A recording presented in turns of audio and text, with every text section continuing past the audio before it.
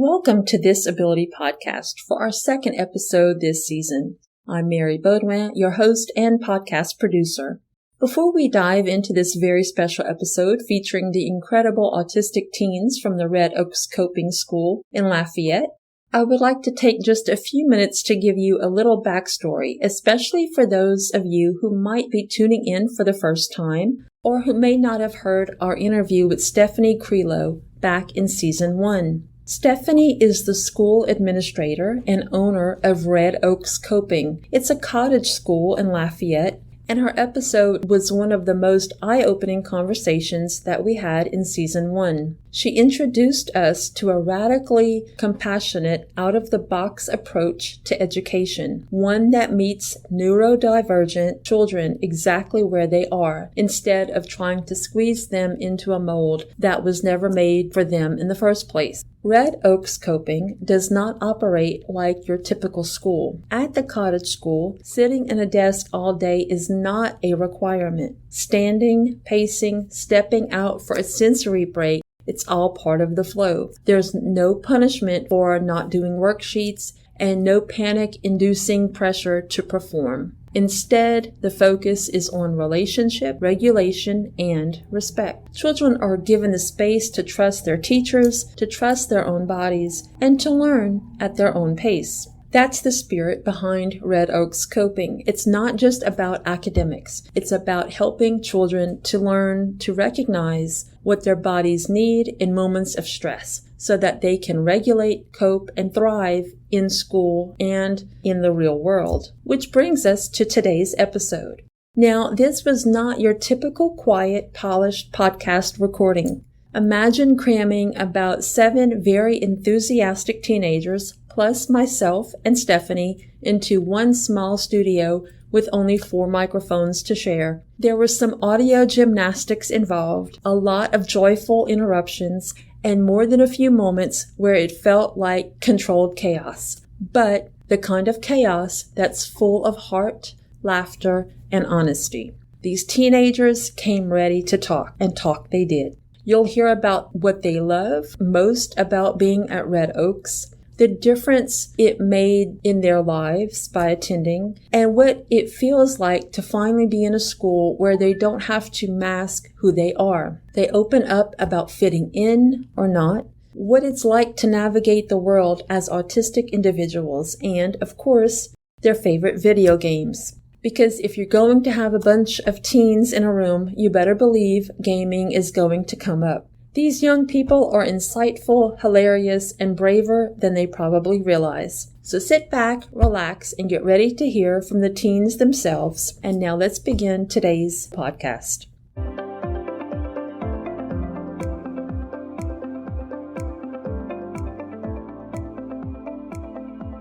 Thank you for joining us for this episode of This Ability Podcast. I'm your host, Mary Baudoin, and joining us today are several teens from the Red Oaks Coping Program. Let's go one by one and introduce yourselves, okay? I'm Landon Hakes. Hi, I am Lucius Worthy. Hi, Lucius. I'm Seth Wolf. Hi, Seth. I'm Daniel Chrisman. I'm Ava Barra. Thank y'all so much for being here. And also Stephanie is here. I want to get to know you guys a little bit more. Where are you from? I'm born and raised down here in South Louisiana. I am from Karen Crow. Lafayette, Louisiana. I'm from Lake Charles. I moved down to Lafayette because of Hurricane Laura. I was born in Houston, but I live in Maurice now. Okay, very good. So I'd like to ask each of you, what is the thing that you like the most about Red Oaks? I like the many different people that I can meet there. I like the easy workload and that everybody is super chill and non-judgmental. I will add on to what Lucius, my friend here, said about non-judgmental. And at Red Oaks, I'm sure many people in the disability community can agree with me that we are different. The world's not so, I guess you say, friendly with disability, so to speak. And Red Oaks is one of those places that is a place for disability people, just because we are different. Being autistic, for knowing it, I was in 8th grade. I'm currently in a senior, so I've been knowing it for 4 years since I was 13 years of age. And and I've been with it all my life, but having known and how much it affects me now, looking back at it, it's just like, wow. Obviously, this is a big thing. I mean, most kids in the autistic world who are in public school have troubles, not just with the school in general, just life as a whole. I mean, Red Oaks, like as he said, is non-judgmental. You could find, as I like to say, your tribe, simply due to the fact that, as in the world, some people just don't get along because you could be different. I'm different, obviously. On the surface, you wouldn't see such difference. There are differentials that people have, I guess you say, on the inside, and on the outside, but you have it on the inside, so to Well, speak. let's get some feedback from the other guys. Do you guys agree with what he just said? Overall, yes. Okay. You see, being different for me, well, you see, I'm not too different from other people, but still am. And I guess some people just sort of don't like that. And so to those people, I say that's fine. I don't need your approval, okay? The only approval I need is my own. Seth? I love all the people like over there. They're all so kind, so sweet, and I think she's running a really good business. And I just love it over there. It's really fun to go over there, and it's like a little family community. So you feel like you fit in? Fit right in. I feel like I haven't met anyone that I didn't like Red Oaks. I had trouble getting close to people my entire life. I feel like I've had less trouble at Red Oaks. All right, let's move on to the next question. What do you like to do in your space time, or what is your favorite animal or video game? My favorite video game right now, it's got to be Arsenal. Well, one thing I am very much a sports fan. I've taken interest in sports, so I've done many officiating or umpiring from sports, from football. I've done a couple of leagues here, one being the most transparent in Youngsville for the sports complex. I've also umpired Little League and Broadmoor, both very welcoming communities, and that's one thing I like about it, because granted, I am different, like I mentioned earlier, may not see on the outside, but everyone in the thing, in the communities of that, I like it because everybody, granted, sports is all fun and people want to win some and lose some. The community still as itself is not, I guess you would say cruel would be the best word for putting aside people doing, because people are human. I do like drumming because I feel like music is one of the things that I guess say do that can kind of help me cope with said things, because obviously some people may not have the best coping mechanisms, or some of them don't even have the right tools in the toolbox to use, because I mean some people are just not fortunate to have a place like Red Oaks that helps you gain opportunities. Granted, some of them say they don't, but some of them don't have, some of them don't understand things on a level that Steph as a whole is able to understand. I mean, with her starting of the business, her motivation, how she treats her business is something that some people of the government think will never be able to understand, because she takes time and understands. She doesn't think autism as how it's a disability. She understands how autism is not just a disability as it classifies it. She thinks it as just a difference, which in reality it is just a difference. It's not really a disability as they say. That's how it's classified in the dictionary. If you look it up, I mean, obviously that's how it's going to classify it is, but I really think it's a difference, which I'm sure everybody can agree with me with. Yes, it can be a disability in some places with when you get to the lower spectrum. I still don't think it's a disability. It's differentials in all spaces, all levels, but still, the part of it is you're just different from other people, and just because you are different does not mean you can't do anything else people want you to do. One thing that I'm going to put to all is that once you put your mind on something, by golly, you can do it. My favorite animal is a cat. I think it feels really rewarding for them to get closer to you, and once they do get close to you, they're very cuddly and sweet, and I like the little noises that they make. I think they're very cute. I do a lot. I like art. I do karate lessons. Red Oaks includes everything of what you are. If you're funny, different, if you laugh weird, if you're short, whatever you want to put in the blank. What's it like to be a little different? And I would like to start on this end of the table. Well, sometimes it's not all that, strange, but you notice the little things, like how people look at you differently, or how sometimes you don't understand stuff that other people do. And most of the time you can live your life normally, but there's some certain times where things get overwhelming, or you feel that people are being judgy. I was diagnosed at a pretty early age, so I kind of knew what was going on with me for a long time. And the question is, what's it like to be a little different, if you feel different? I haven't really been judged or bullied, really. I was diagnosed in school for various reasons, but I never really had that much trouble with anything. Just like, don't be ashamed of who you are. What is it like to be different? Just know that if you're around judgmental people and they have that knowledge, that you are going to be bursting a couple of blood vessels. Are you saying that gives you the right to be upset? Yeah. I mean, if somebody bullies you and it's literally just for being different, then I should be able to do that too.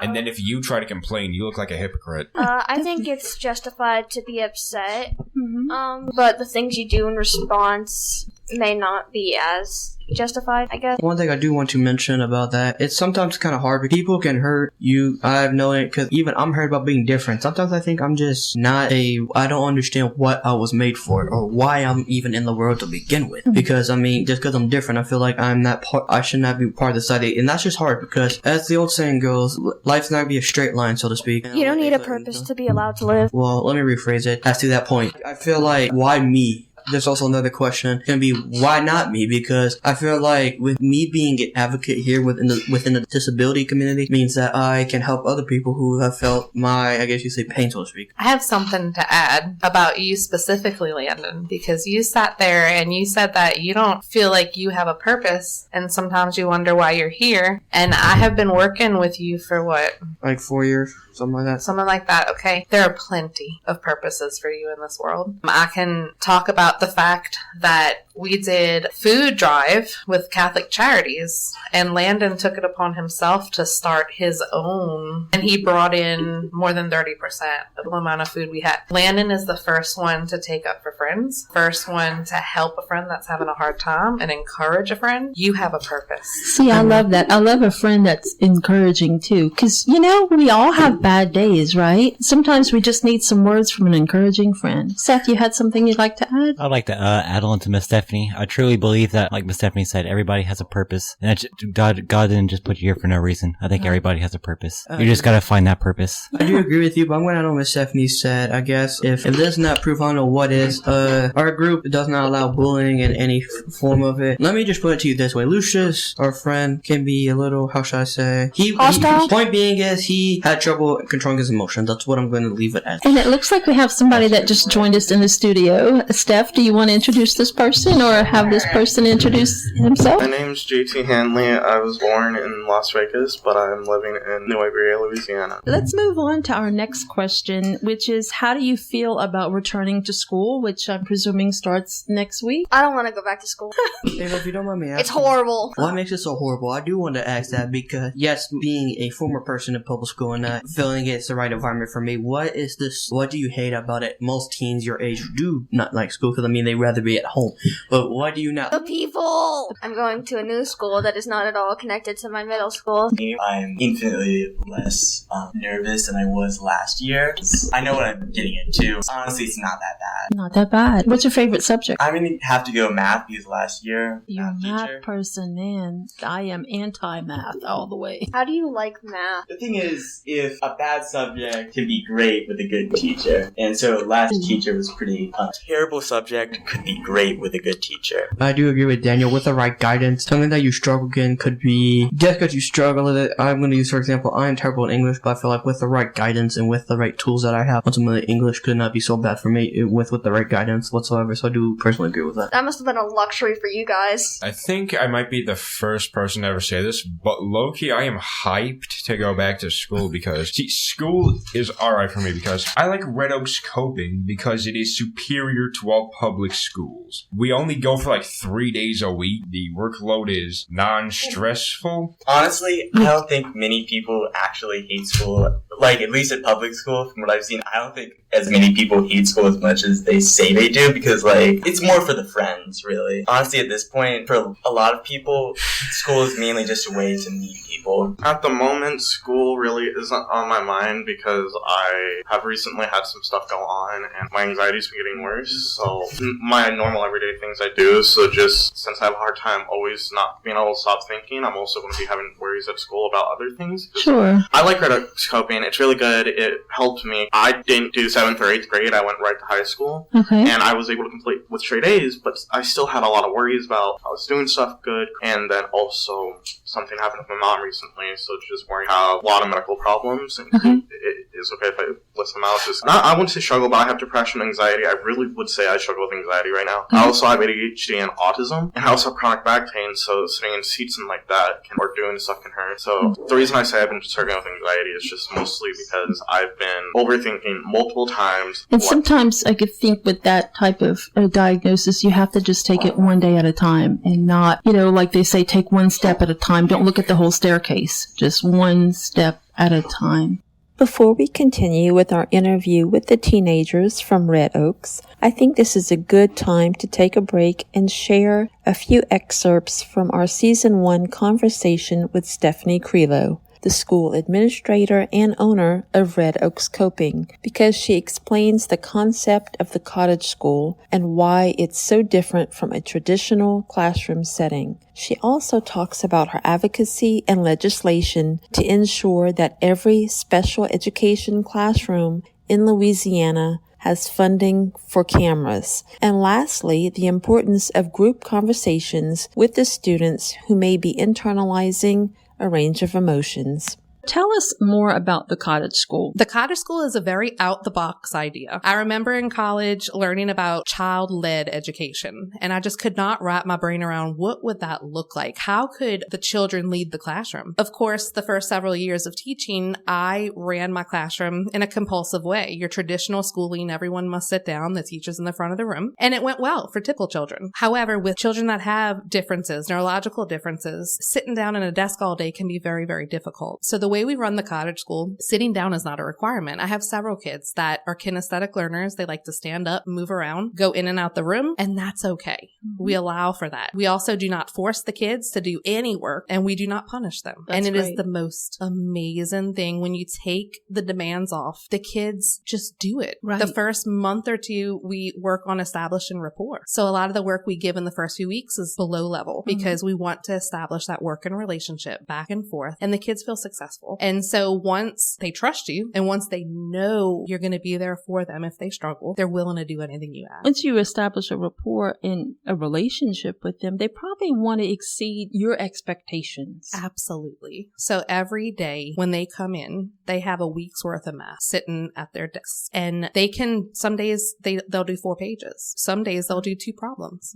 And that's okay. They're still worthy of love no matter how much work they do. And I'm happy to report more than half of my school did 2 years in math just this year. It's incredible. 3 days a week, Wow. no homework, but just working at their own pace, teaching them what their body may need if they're having some anxiety to do math. I had one little boy, we had to say the M word. It was a trigger for him. And so what helped more than anything was teaching this child, you're dysregulated. What your body needs is bilateral stimulation. We took him out on the playground on the ladder. He would go up and down a few times and then he was ready because his body was regulated. And he couldn't believe he mastered long division. We hope to help these kids understand their bodies so that they know what their body needs when they're older, when they're in a difficult situation. Maybe they got pulled over. You know, we want to teach them when you're feeling this way, let's do some coping skills. Take some deep breaths. It's okay to have your feeling. You said if you can identify what might be a trigger for them or what might be off kilter, then you can help them through that problem at the moment, but then also moving forward in the future. And eventually they'll learn to recognize it on their own.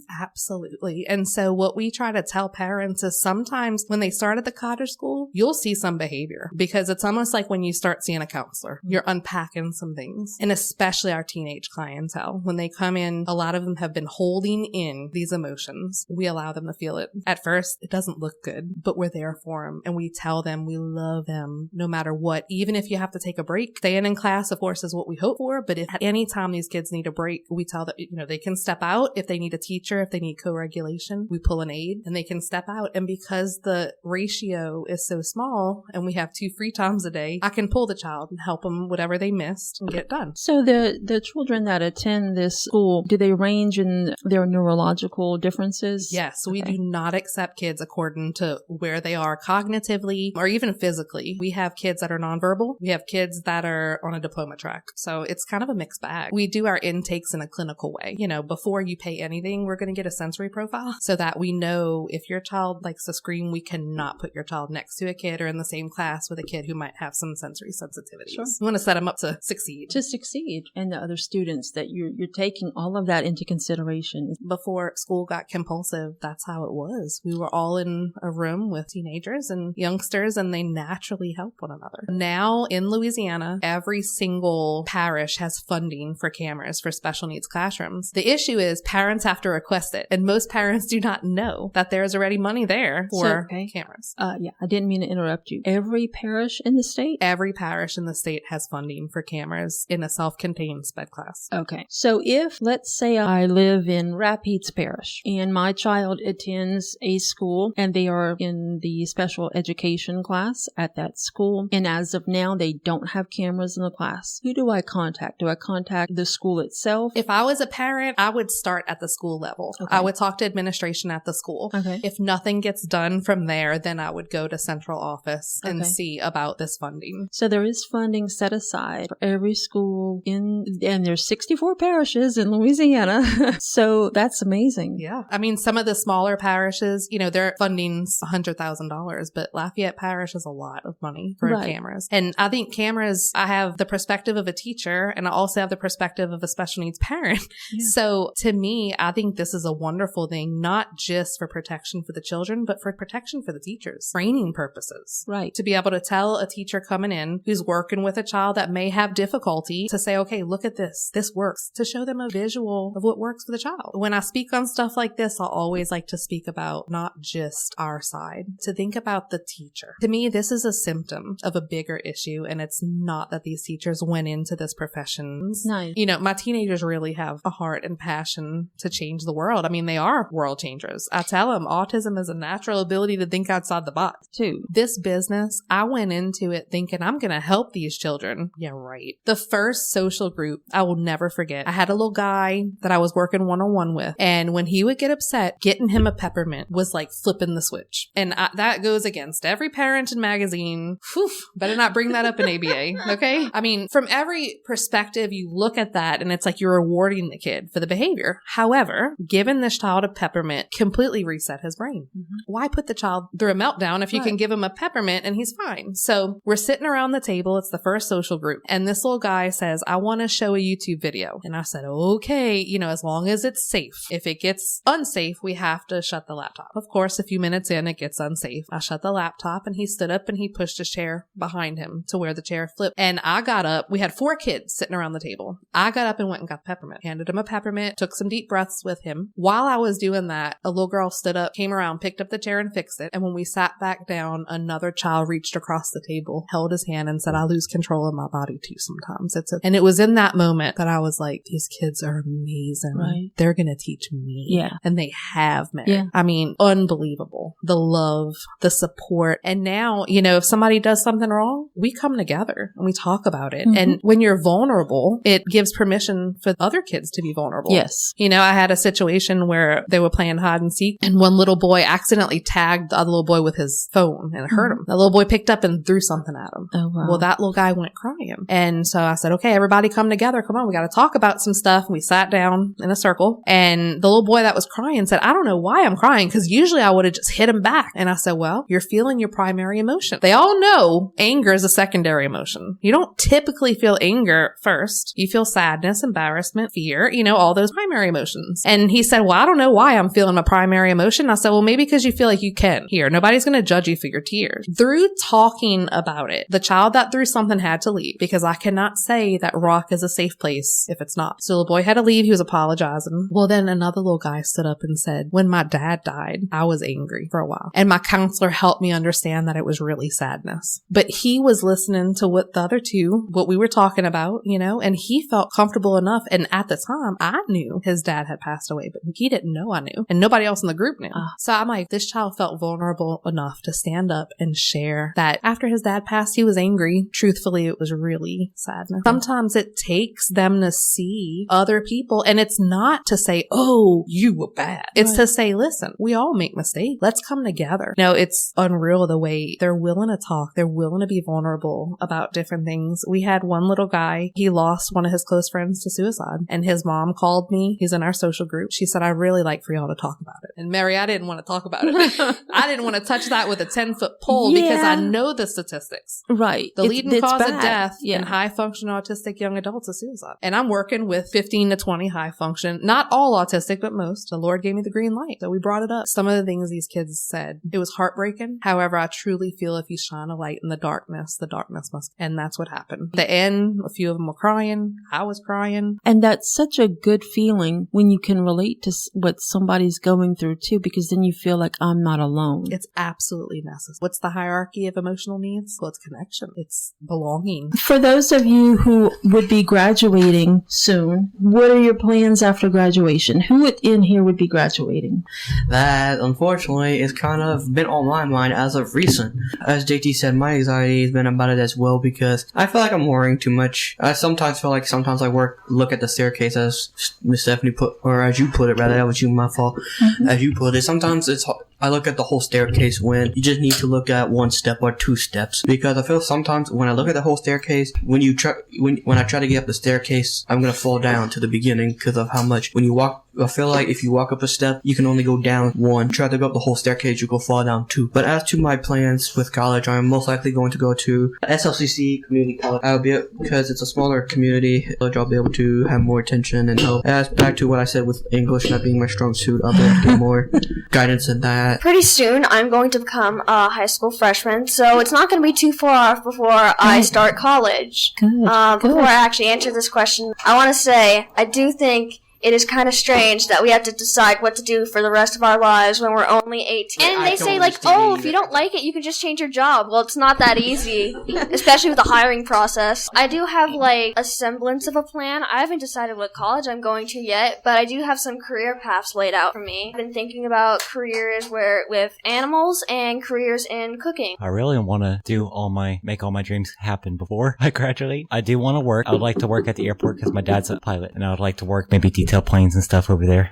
College is very overrated because, like, it's just half of the degrees telling you that the employer that you can a series of tasks. Like, sometimes there's some degrees that are utterly useless. Daniel, if you don't mind, I want to comment on that. I understand. Because I was thinking about this literally a few days ago. I had a conversation with my mother about this. I understand what you're saying is overrated, but at the same point, I do understand what you mean about it, but degrees, when it comes to medical side of things, medical professionals, stuff like that, they had not agreed in their thing. Would they be able to do their job if they had not gone to college and had the degree? There are a lot of exceptions, but for like half degrees, what I meant was half the degrees you could probably do the job you want. You don't really need a degree. And there are some jobs that the trade is more important. From being a mechanic, a welder, there's always going to be a need for that. CNAs. There are a bunch of jobs that are college is 100% necessary, but there are some jobs that don't require college. I just want to say about college, like, it really depends on the job you want to do. For me, I personally don't need to go to college. What I want to do for a job is I don't need to go to college. But if you're like a doctor or something,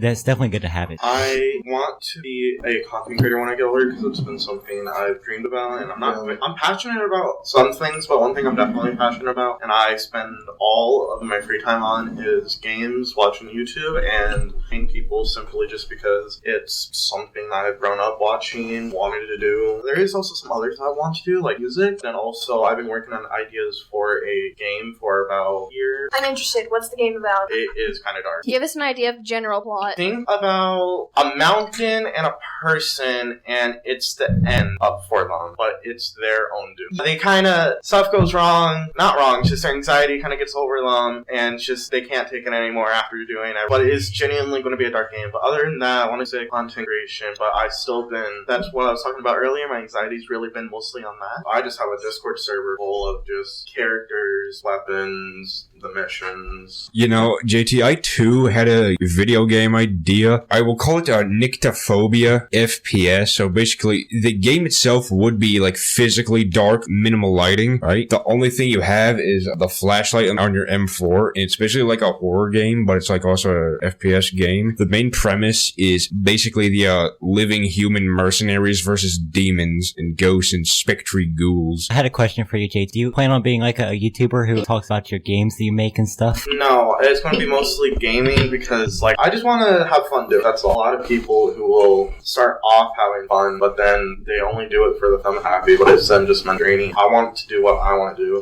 There will always be an audience for anything and everything. I've thought about some ideas for a game I don't know nearly enough about coding to actually go through with it. It just stays in my head. So when it comes to making a game, there's multiple people in the production. There's people who make the ideas. There's people who code, model, rig stuff. So, like, what I'm doing now is just thinking of ideas. If you were to just make a really big game or even a small game on your own, it's a lot of work because you have to learn a coding engine. A coding engine a game engine on how it's going to run and everything. You're going to have to learn how to draw, rig, model. You're going to need a power computer. It's just a lot of work. So it's better to start off with ideas and then in the future hire people slowly and slowly. I just wanted to add, it's kind of like starting your own business. Like, if you make a game that becomes very popular and a lot of people play it, you can make a big profit from it. A game on Roblox called Bloxburp, and it got big, and they sold it for like $20 million. Something insane, probably even more. All right. So the last question is, if you could tell other people what it's like to be you sometimes, what would you say to them? I don't think I could put it into words. I would kind of just take their soul, put it into my body, and have them live out a day as me and see what it's like. And then they'll finally understand what I go through each and every day. Entire community, so they'll still have a lot to learn. We have a lot of possessions. In general, once you have a passion and you go at it and continue it, it's nothing's going to stop you. I could say the same thing. I also do content creator. I'm almost at 300, which is quite, I never thought it'd be that. But point being is, once you have a passion and run with it,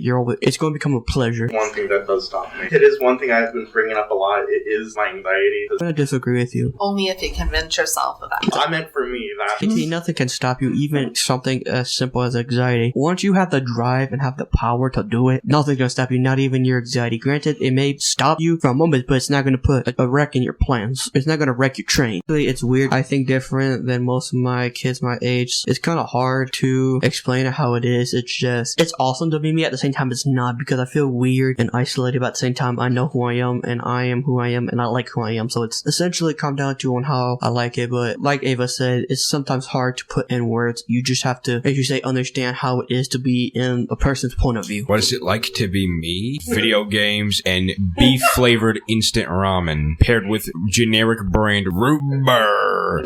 That proved my point specifically about you like who you are. Miss Stephanie just proved my point essentially. Lucius answered his question. Granted, like Ava said, she may not thought it was a series, but it's who Lucius is. I like who it is too, because he's so funny. It's entertaining, but he's being serious. And you know what? That's okay. If I were to talk to someone for the first time, well, be prepared to laugh your lungs out. This is kind of sad, but the first thought that popped into my head was disappointing. Tell us why. Thank you for being honest. I feel like probably the reason for that is because I had trouble in the past doing what I want to do. I don't really care too much about disappointing other people. I care more about myself. I can understand how you feel that way, because what we know to be true about autism is that sometimes it can be a delay. I'm sure there have been times in your life where you wanted to do something that maybe you were not there yet, but I challenge you over the next few years to try to change the way you see yourself, because I have never looked at you and saw you as a disappointment, and I know that doesn't change how you feel on the inside. You are at a STEM school making straight A's, and you're walking with intention. Yes, and you have come so far.